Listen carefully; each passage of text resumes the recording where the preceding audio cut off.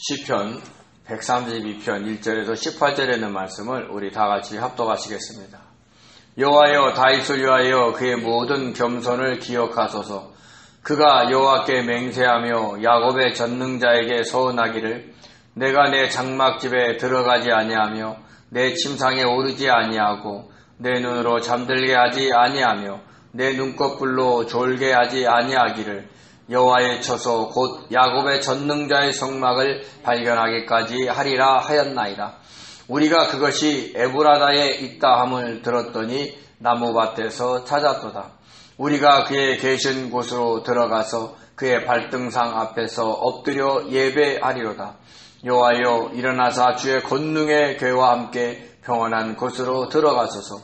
주의 제사장들은 의를 옷 입고 주의 성도들은 즐거이 외칠지어다. 주의 종 다윗을 위하여 주의 기름 부음 받은 자의 얼굴을 외면하지 마옵소서. 여호와께서 다윗에게 성실히 맹세하셨으니 변하지 아니하실지라 이르시기를 내 몸의 소생을 내 왕위에 둘지라. 내 자손이 내 언약과 그들에게 교훈하는 내 증거를 지킬진대 그들의 후손도 영원히 내 왕위에 앉으리라 하셨도다. 여호와께서 시온을 택하시고 자기 거처를 삼고자 하여 이르시기를 이는 내가 영원히 쉴 곳이라. 내가 여기 거주할 것은 이를 원하였음이로다. 내가 이 성의 식료품에 풍족히 복을 주고 더불어 그 빈민을 만족하게 하리로다.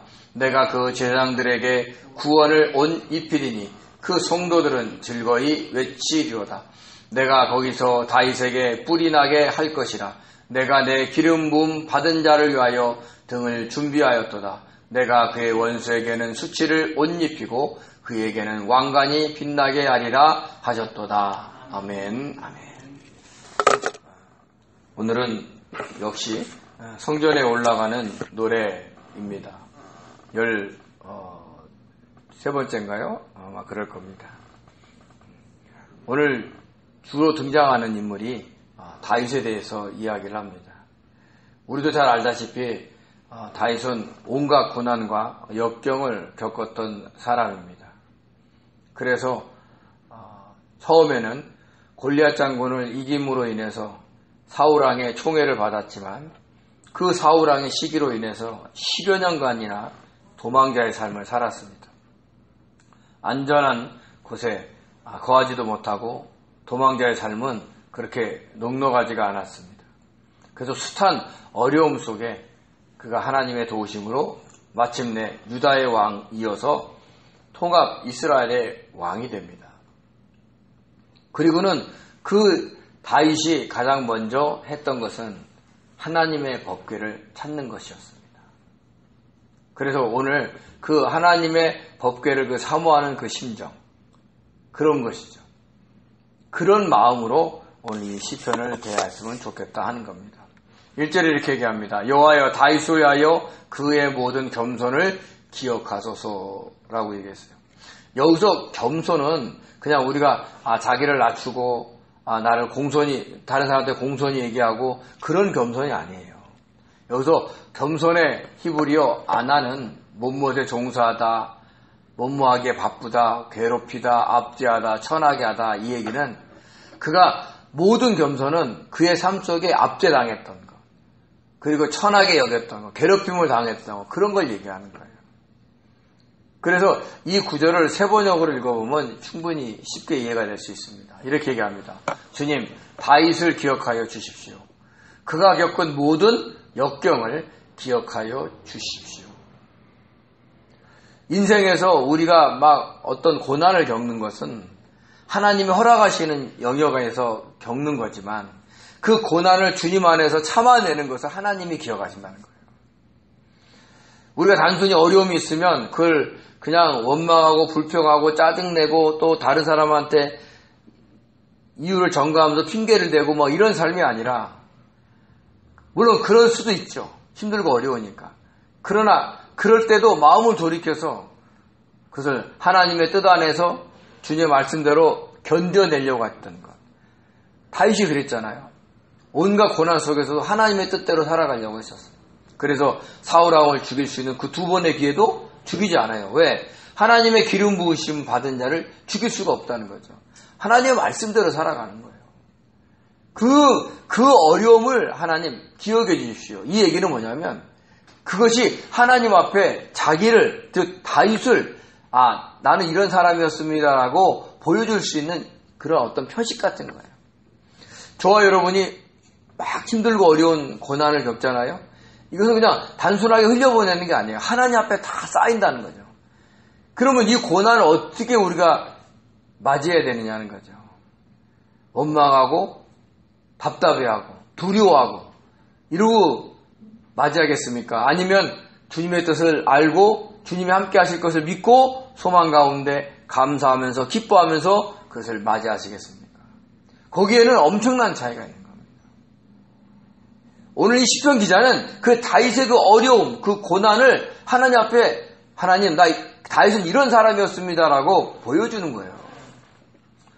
우리도 그렇게 우리에게 다가오는 모든 어려운 환경을 그런 식으로 하나님 앞에 뭔가 하나님 앞에 기억될 만한 그런 삶으로 우리가 살아야 된다는 것을 잊지 마시기 바랍니다. 그러면서 다윗이 이스라엘 백성들을 통합해서 왕이 됐을 때 여부스라는 지금의 예루살렘이죠. 그 예루살렘을 점령하고 그것을 시온산성이라고 명명하면서 거기를 수도로 정했습니다. 그러면서 그가 가장 먼저 했던 게 뭐냐면 하나님의 법궤를 찾는 거였어요. 그래서 얼마나 그 하나님의 법궤를 찾고 싶어 했다는 것을 2절서부터 5절까지 쭉 얘기를 하고 있습니다. 2절에 이렇게 얘기합니다. 그가 여호와께 맹세하며 야곱의 전능자에게 서원하기를. 법궤를 찾는데 왜 하나님을 여호와께라고 하면서 또 다시 똑같은 하나님을 부르면서 왜 야곱의 전능자라 그랬냐는 거예요. 아브라함의 전능자, 이삭의 전능자도 될 수 있는데 왜 야곱의 전능자라고 했을까요? 우리가 많은 사람들이 어떻게 이해하냐면 아브라함과 이삭보다는 우리가 야곱 같은 삶을 산다 그래요. 속고 속이고 자기 꾀에 자기가 넘어가기도 하고. 그래서 하나님도 우리 보고 뭐냐면 야곱 같은 인생아 이렇게 얘기를 하거든요. 그 수많은 어려움 속에서 살아갈 수밖에 없는 인생을 야곱으로 표현할 수도 있는 거죠. 또 한 가지 또 야곱의 전능자라고 한 이유는 뭐냐면 창세기 28장에 보면 야곱이 그 에서가 자기의 장자권을 뺏어가고 아버지의 축복을 뺏어간 것에 대해서 원한을 갖고 죽이려고 했을 때 그 어머님 리브가가 야곱을 그 자기 오빠한테 보냅니다. 그럴 때 야곱이 정처 없이 갈 때 그 베델에서 돌베개를 베고 잤던 그런 상황입니다. 그때 하나님 뭘 보여주세요? 가장 어렵고 힘들고 외로울 때 하나님은 하늘문을 열어주세요. 그래서 사다리가 하늘까지 있는 걸 보이고 그리고 천사들이 오르락 내려가는 것을 보여주십니다. 가장 힘들 때 하나님은 우리에게 하늘문을 여신다는 거예요. 그걸 누가 볼 수 있느냐, 그걸 누가 찾느냐, 거기에 따라 달라지는 거예요. 힘들고 어려울수록, 외로울수록 우리에게는 하늘의 문이 열려 있다는 것을 잊지 마시고 항상 주님 안에서 소망을 갖고 사는 귀한 성도 되시기 바랍니다. 그럴 때 그가 그 잠에서 깨어나서 한 서원이에요. 자기가 가야 할 길이 어떤 길인지 모르는 거예요. 한 번도 가본 적이 않는 그 외삼촌 집에 가는데 얼마나 두렵겠어요. 그래서 서원합니다. 하나님, 내가 이 길 가는 것에 하나님 나를 지켜주시고 먹을 떡과 입을 옷을 주시고 평안히 아버지 집으로 돌아오게 하시면 여호와께서는 나의 하나님이 되실 것이고 내가 기둥으로 세운 이 돌이 하나님의 집이 될 것이다. 그러니까 하나님의 성전에 대한 얘기를 그때 하는 거예요. 그리고는 하나님께서 내게 주신 모든 것에 11조를 내가 반드시 하나님께 드리겠나이다 라고 소원을 하는 겁니다. 자기를 지금 정처 없이 먼 거리를 떠날 수밖에 없는 자기를 구원해 주시면 이렇게 하겠다 이렇게 얘기를 한 거예요. 그래서 그 하나님의 그 집에 대한 그 사모하는 마음이 아브라함과 이삭과 야곱 중에서 야곱이 더 강했기 때문에 그 야곱의 전능자다라고 얘기를 하는 거예요. 그래서 얼마나 그 다윗이 그 하나님의 그 법궤를 사모했냐면 우리가 한번 보시기 바랍니다. 이렇게 얘기합니다. 내가 내 장막집에 들어가지 아니하며 내 침상에 오르지 아니하고 내 눈으로 잠들게 하지 아니하며 내 눈꺼풀로 졸게 하지 아니하기를 여호와의 처소 곧 야곱의 전능자의 성막을 발견하기까지 하리라 하였나이다. 하나님의 법궤를 찾을 때까지 자기 집에도 제대로 들어가지도 않고 잠자지도 않고 그렇게 찾겠다는 얘기를 하는 겁니다. 여기서 야곱의 전능자의 성막이 바로 여호와의 법궤를 모시는 장소예요. 그때 하나님의 법궤는 예루살렘에 없었어요. 그리고 사울왕도 그 하나님의 법궤를 찾지도 않았어요. 하나님의 법궤는 어디 있었느냐? 기럇 여아림에 있었어요. 그래서 다윗이 왕이 되고 여부스를 물리치고 예루살렘을 시온산성으로 정한 다음에 그리로 하나님의 법궤를 모시고 오고 싶어서 그렇게 찾았던 거예요.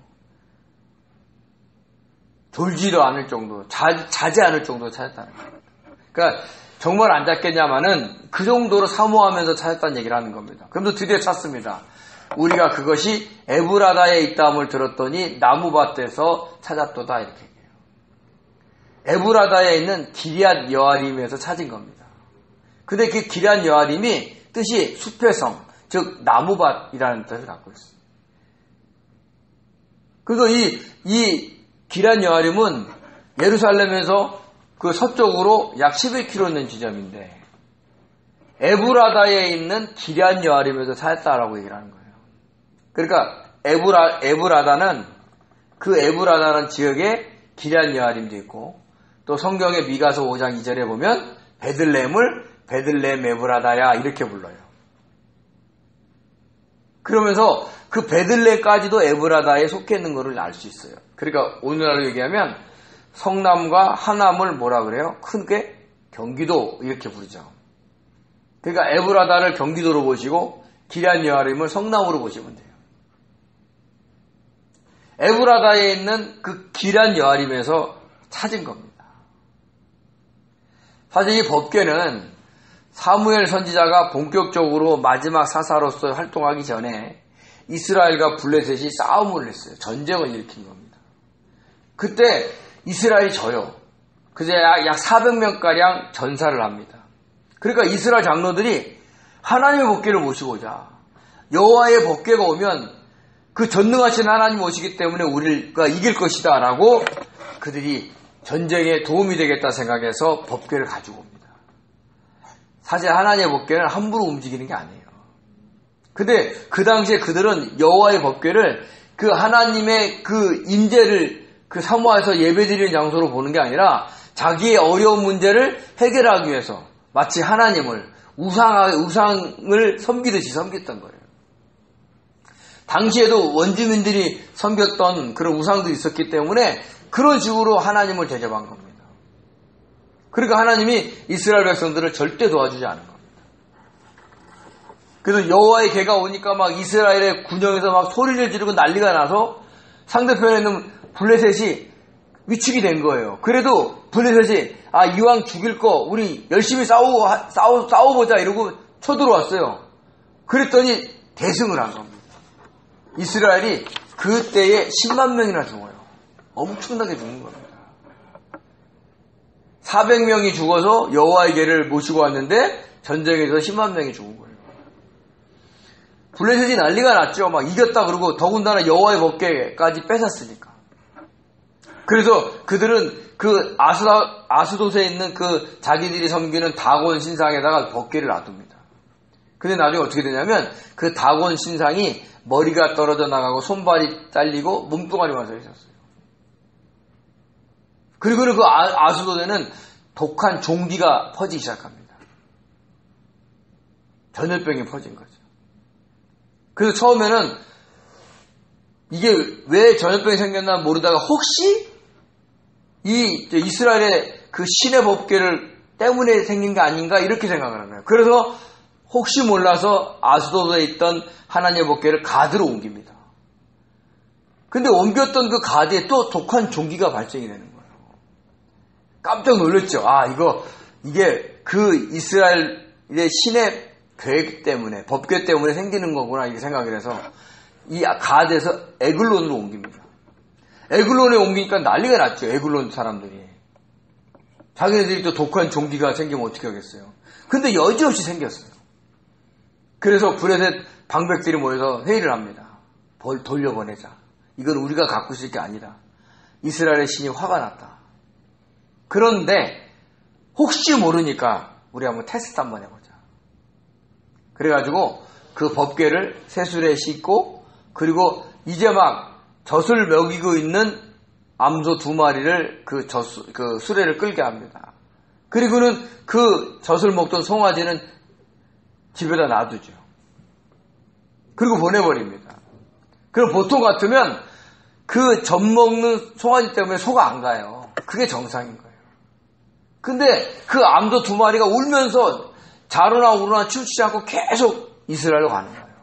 그때 브레셋 방백들이 느끼는 겁니다. 이거는 그 이스라엘의 신의 저주구나. 그들의 징벌이구나. 깨닫게 되는 겁니다.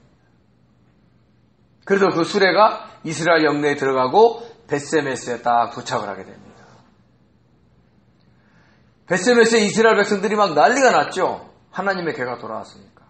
그래서 그들은 그랬으면 빨리 제사장들이 연락해서 법궤를 모셔가라고 했어야 되는데 그들이 호기심이 생긴 거예요.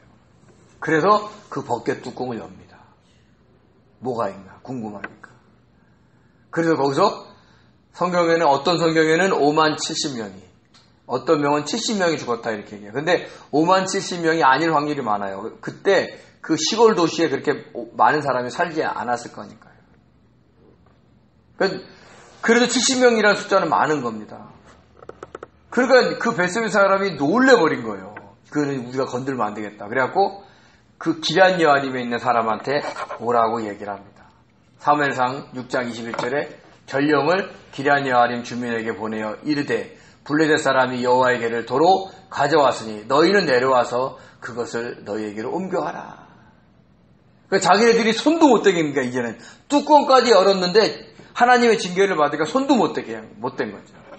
그래서 기럇 여아림 사람들이 내려옵니다. 그래서 여호와의 궤를 옮겨서 그 기럇 여아림에 있는 그 아비나답의 집에 내려놓고, 그리고 그의 아들 엘리야사를 구별해서 지키게 합니다. 그리고 거기서 20년 동안 있는 거예요. 그러니까 사울왕도 찾지 않고 아무도 찾지 않는 거예요. 그런 통에 20년이 지났으니까 다윗이 이스라엘의 왕이 되자마자 법궤를 찾는데 법궤를 아는 사람이 없는 거예요. 그래서 아까처럼 그냥 자지도 않고 집에도 들어가지 않고 내가 다윗이 하나님의 법궤를 찾았다 이렇게 얘기를 하는 겁니다. 그리고는 에브라다에 있는 그 나무밭, 즉 에브라다에 있는 그 기럇 여아림의 그 아비나담의 집에 있는 줄을 확인한 겁니다. 그래서 사무엘하 6장 2절에 보면 다윗이 이제 모든 사람과 더불어 바알렛 유다, 이 바알렛 유다가 기럇 여아림의 다른 이름이거든요. 거기서 하나님의 궤를 메워 오려고 내려갑니다. 그리고 결국 처음에 새수레에 싣다가 우사가 죽는 바람에 오베드돔의 집에 있고, 오베드돔의 집에서 석 달간 있다가 다시 다윗이 내려와서 제사장들이 정중하게 메고 예루살렘으로 모시고 오는 거죠. 처음에 법궤를 발견했을 때 이스라엘 백성들이 얼마나 좋았겠어요. 그래서 그 법궤에 들어가서 경배하는 장면이 나옵니다. 이렇게 얘기하죠. 7절에 우리가 그의 계신 곳에 들어가서 그의 발등상 앞에 엎드려 예배하리로다. 그러니까 법궤에 가서 하나님께 예배를 드렸던 거예요. 너무 기쁘니까. 지금은 예루살렘에 있는 게 아니에요. 근데 왜 그의 발등상 앞에라고 얘기를 했을까요? 우리가 법궤에 하나님이 임재하면 하나님은 어떤 모습으로 임재하셨을까요? 그 법궤에 앉아 계셨을까요? 아니면 거기 물구나무 서서 계셨겠어요? 법궤 뚜껑 위에 서 있을 거 아니에요. 그죠? 임재하고 있으면 상상 한번 해보세요. 그래서 그걸 발등상이라 이렇게 얘기합니다. 실제로 다윗 왕도 그렇게 고백합니다. 이렇게 얘기하죠. 역대상 28장 2절에 이에 다윗 왕이 일어서서 이르되 나의 형제들 나의 백성들아 내 말을 들으라. 나는 여호와의 언약궤 곧 우리 하나님의 발판을 봉헌할 성전을 건축할 마음이 있어서 건축할 재료를 준비하였으나, 그 뒷절은 하나님이 너는 피를 많이 흘렸기 때문에 너는 성전 짓지 마라, 이런 내용이 나오는 거예요. 근데 여기서 뭐라 그래요? 하나님의 언약궤 곧 우리 하나님의 발판, 발등상이라는 거예요. 그래서 이 시편 기자가 그의 발등상 앞에 엎드려 경배했다라는 얘기는 그 법궤에게 경배를 했다는 얘기를 하는 겁니다. 그러면서 정중하게 다윗이 그 법궤를 모시고 오는 장면인데, 그 모시고 오는 게 아니라 먼저 하나님께 오시라고 간청을 합니다. 그 제목이 쭉 나오는 거예요. 한번 보겠습니다. 8절 10절입니다. 여호와여 일어나사 주의 권능의 궤와 함께 평안한 곳으로 들어가소서. 그러니까 하나님의 법궤와 함께 자기가 예비한 시온, 즉 예루살렘으로 들어달라는 거예요. 그러면 주의 제사장들은 의를 옷 입고 주의 성도들은 즐거이 외칠 것이고, 그리고 주의 종 다윗을 위하여 기름 부음 받은 자들의 얼굴을 외면하지 마십시오. 그러니까 주님, 저희들의 간청을 받아달라, 이렇게 애걸 하고 있는 거예요. 오십시오. 여기서 주의 제사장들은 의를 옷 입고는 나중에 16절에 보면 구원을 옷 입고라는 말로 바뀝니다. 의가 뭐예요? 하나님의 의. 하나님의 의는요, 결국 우리를 구원하시고자 하십니다. 주의 제사장들이 의를 옷 입었다는 것은 주의 제사장들이 모든 백성들이 하나님의 구원을 옷 입도록 하겠다는 얘기를 하는 거예요. 그러니까 이 얘기는 뭐냐면 하나님의 법궤를 정말 정성을 다해서 섬기겠으니까 하나님 오세요, 이렇게 정중하게 초청을 하는 겁니다. 다윗과 그리고 다윗의 그 후손들의 그 기름 부은 왕들의 얼굴을 외면하지 말아달라고. 근데 이거를 언제 불러요? 성전에 올라가면서 부르는 노래들이에요, 그 후손들이. 그러니까 다윗이 성전을 하나님의 법궤를 사모하고 성전을 지으려는 마음을 드렸던 그 성전을 올라가면서 이 소리를 들으니까 이 얘기는 뭐냐면 하나님의 임재를 자기에게 임하게 되려는 그 사모하는 마음을 먼저 드리고 있는 겁니다. 그러면서 이제 이렇게 초청을 하니까 이제 하나님이 응답을 어떻게 하셨냐를 설명합니다. 이렇게 얘기합니다. 여호와께서 다윗에게 성실히 맹세하였으니 변하지 아니하실지라 이르시기를 내 몸의 소생을 내 왕위에 둘지라. 내 자손이 내 언약과 그들에게 교훈하는 내 증거를 지키신데 그들의 후손도 영원히 내 왕위에 앉으리라 하셨도다, 이렇게 얘기해요. 그러니까 하나님이 약속해 주셨다는 거죠. 그래서 이게 실제로 다윗 언약이 나와 있는 그 사무엘하 7장 12절에서 16절의 내용 나오는 거예요. 그러니까 하나님께서 어떻게 돼요? 너의 몸에서 날 자가 내 집을 지을 것이고 그리고 너의 왕위가 영원할 것이라는 걸 그때 약속을 합니다. 그걸 다윗 언약이라고 그래요. 다윗과 하나님이 맺으신 언약이라는 얘기죠. 이스라엘 백성들이 다윗과 함께 하나님께 정중히 초대를 하니까 하나님이 이런 약속을 주셨다는 거예요. 결국 이 약속은 어디에서 완전히 이루어졌냐면 다윗의 후손으로 오신 예수 그리스도를 통해서 완전히 이루어집니다.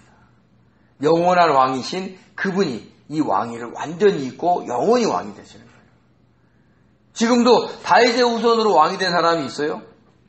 이스라엘의 총리 네타냐후가 다윗의 후손인가요? 아니에요. 다윗의 후손의 왕위는 예수 그리스도로 딱 온전해졌어요. 그리고 지금은 누가 왕이에요? 예수께서 왕이신 거예요. 그러니까 눈에 보이는 왕이 아니라 이제는 이 나라를, 우리를 다스리고 계시는 그 왕을 우리에게 영원히 주신 겁니다.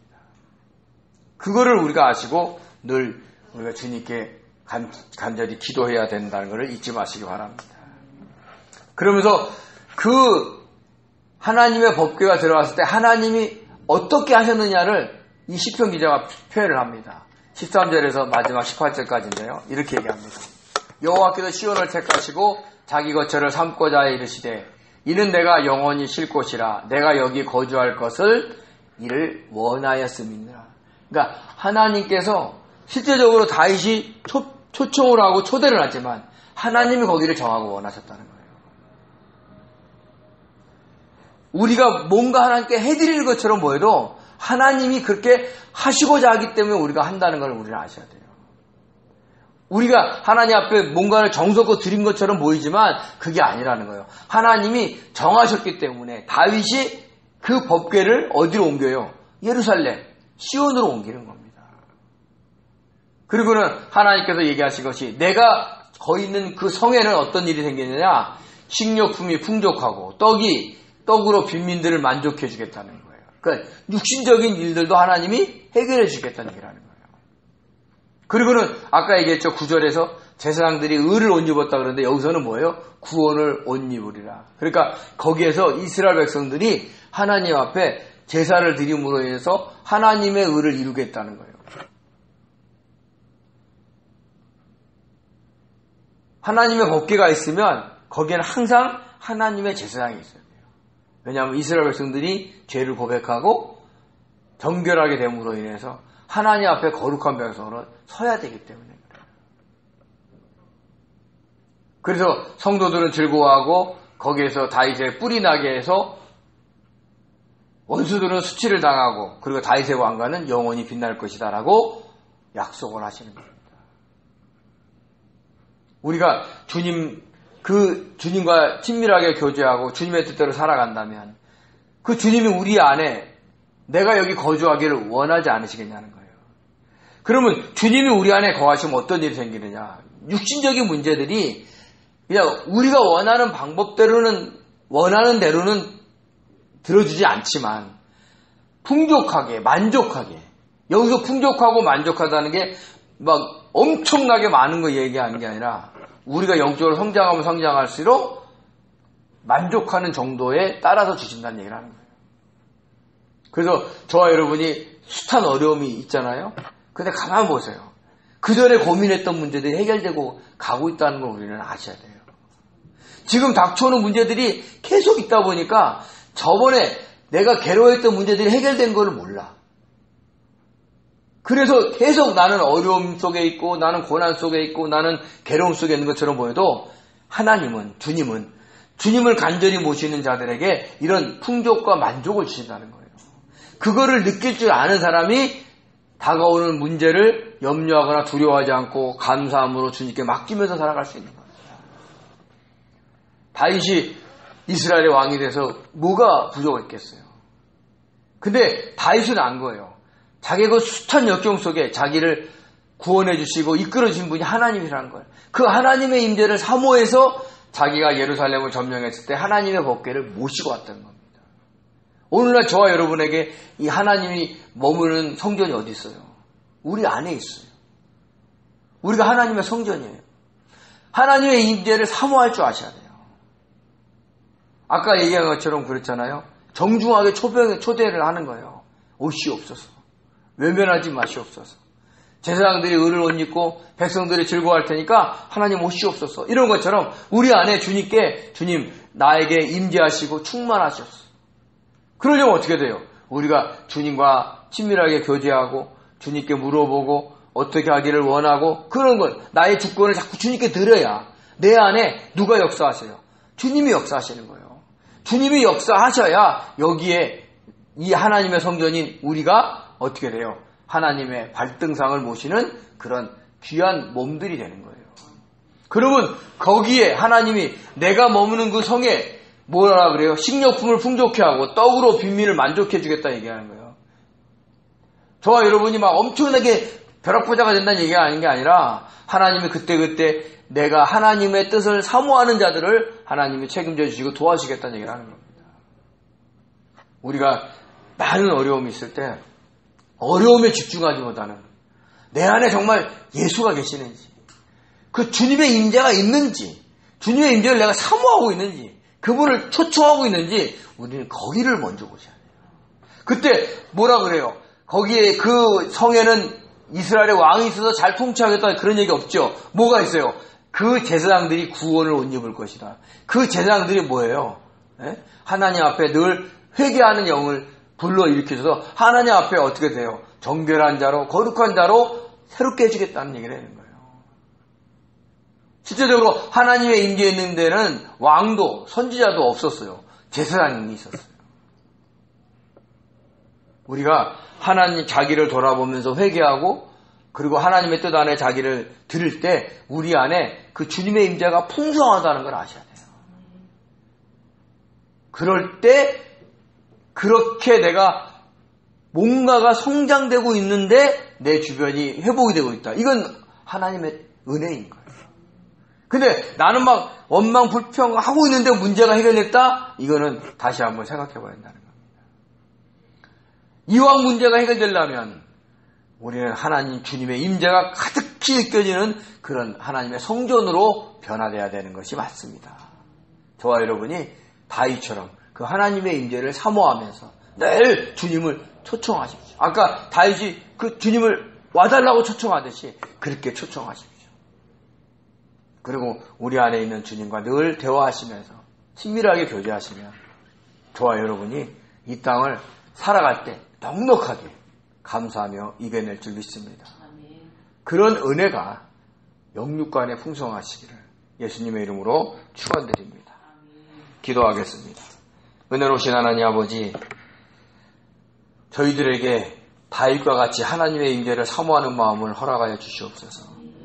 하나님의 발등상, 하나님의 언약궤를 아버지 하나님 모시고자 하는 그 마음, 하나님의 임재를 기대하는 그 마음, 아버지 하나님 저희들에게 허락하여 주셔서 늘 주님의 임재를 사모하며 아버지 하나님 주님을 모시려고 하는, 주님께 모든 주권을 맡기려고 하는 하나님 그 믿음의 사람 될 수 있게 도와주셔서 아버지 우리의 힘과 능력으로 아버지 이 땅을 사는 게 아니라 주님의 은혜로, 주님의 아버지 인도하심으로 이 땅을 살아가며 모든 문제에서 하나님 아버지 자유할 수 있도록 은혜를 베풀어 주시옵소서.